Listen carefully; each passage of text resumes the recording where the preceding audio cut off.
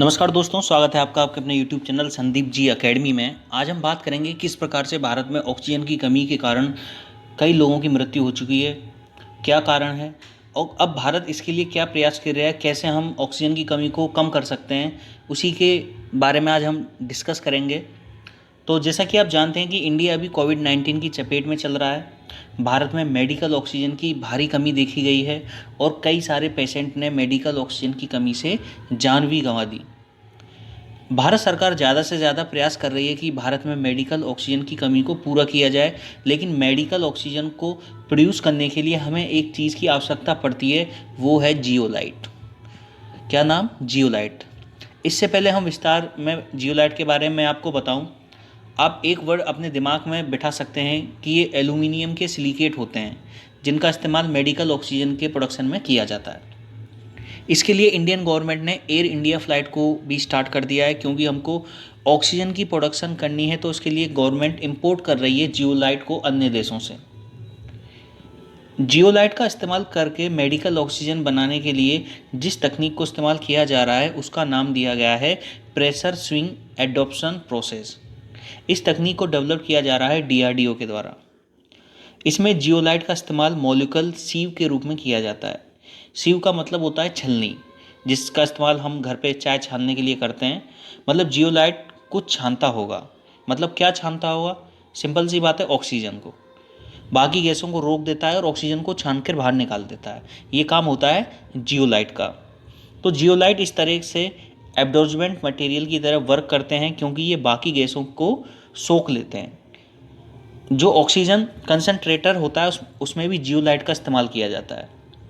इस पर प्रेशर दिया जाता है। जब हम ज़्यादा प्रेशर देते हैं, जिस भी टैंक में जियोलाइट का इस्तेमाल किया जाता है, तो इसका सरफेस एरिया बढ़ जाता है। मतलब जैसे हम उसको प्रेशर करेंगे तो सरफेस एरिया बढ़ जाएगा, और सरफेस एरिया बढ़ने पर ये ज़्यादा नाइट्रोजन को सोखने में हम मदद करता है और ऑक्सीजन को बाहर निकाल देता है। पेशेंट यूज़ के लिए, जैसे हम बात कर रहे थे, प्रेशर स्विंग एब्जॉर्प्शन का इस्तेमाल किया जाता है। तो ये भारत में एक नई तकनीक के द्वारा हम ऑक्सीजन का निर्माण कर रहे हैं। किस प्रकार से जो पेशेंट हैं, जो कोविड-19 जो महामारी चल रही है उसमें ऑक्सीजन की काफ़ी ज़्यादा कमी हो रही है, और उसी ऑक्सीजन की कमी से क्या हो रहा है, डेथ हो रही है ज़्यादातर लोगों की। जैसे मैंने आपको बताया था कि इस तकनीक में प्रेशर का इस्तेमाल काफ़ी किया जाता है। समझेंगे क्यों? देखो, फिर आता है इसके बाद स्विंग। स्विंग क्योंकि जिस तरीके से ऑक्सीजन जनरेटिंग प्लांट का स्ट्रक्चर होता है, एक एयर का स्विंग क्रिएट हो जाता है। प्रेशर का हम इस्तेमाल करते हैं ताकि बाकी गैसों को अलग किया जा सके और ऑक्सीजन को निकाला जा सके। ऐसा करते वक्त नियर एम्बिशिएंट टेम्परेचर को यूज़ कर सकते हैं। मतलब जो तुम्हारे जहाँ पर तुमने ऑक्सीजन कंसनट्रेटर रखा है, वो उसी टेम्परेचर को हम यूज़ करके वहाँ पर प्रेशर क्रिटिसाइज करके हम इसको यूज़ कर सकते हैं। ये प्रक्रिया कैसे काम करती है? ऐसा करने के लिए हम 2 टैंक की आवश्यकता होती है, ताकि ये प्रक्रिया कंटिन्यूस चलती रहे। होता क्या है कि ये 2 टैंक होते हैं, जहाँ पर नीचे दोनों टैंकों में हम जियोलाइट लगा देते हैं। यहाँ जाएगी हवा, जो ड्राई एयर होती है वो एक टैंक से होती ही जाएगी, तो नाइट्रोजन और बाकी गैस को जियोलाइट सोख लेता है और रोक देता है उनको, और शुद्ध ऑक्सीजन को बाहर निकाल देता है। इसके बाद हम दूसरे टैंक में ऑक्सीजन को स्टोर कर लेते हैं। फिर क्या होता है, जिसमें ये नाइट्रोजन और अन्य गैस स्टोर होती हैं, उसको हम रिलीज़ करते हैं, गैस को वॉल्व खोल के, और दूसरी तरीके से हम बाहर निकाल देते हैं जो नाइट्रोजन वगैरह ये गैस होती है। फिर ये दूसरे टैंक में यही प्रोसेस होता है, नाइट्रोजन बाकी अदर गैस रुक जाती हैं और ऑक्सीजन को हम अगले इसमें स्टोर कर लेते हैं। तो यानी कि स्विंग चलता रहता है, अल्टरनेटिव तरीके से चलता रहता है, और ये प्रोसेस रुकता नहीं है। तो जियोलाइट क्या होता है, अब मैं जियोलाइट की आपको बात करूं, तो जियोलाइट ये माइक्रोपोरस होता है। मतलब इनमें छोटे छोटे छेद होते हैं जो बड़े मॉलिक्यूल्स को रोक देते हैं, और छोटे मॉलिक्यूल्स यानी कि ऑक्सीजन को बाहर जाने देते हैं, और नाइट्रोजन और CO2 ये बड़े मॉलिक्यूल्स होते हैं, इनको रोक लेते हैं। तो जियोलाइट हमें नेचुरल भी मिलता है, और इसे हम सिंथेसाइज लैब में भी बना सकते हैं, उनको तैयार कर सकते हैं।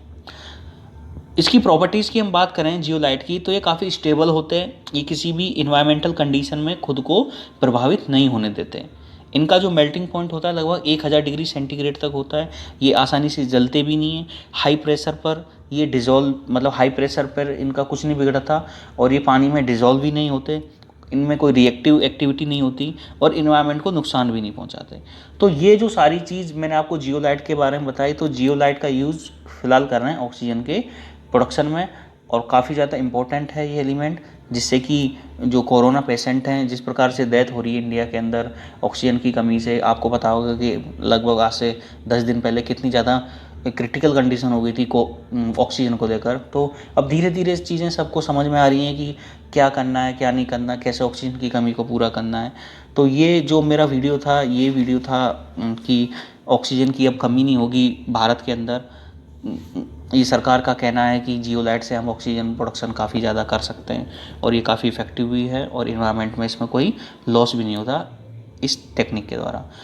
और ये जो टेक्निक यूज़ करी जा रही है DRDO के द्वारा की जा रही है। तो आई होप आपको ये वीडियो अच्छा लगा होगा। प्लीज़ वीडियो को शेयर, सब्सक्राइब, लाइक ज़रूर कर दिया करें।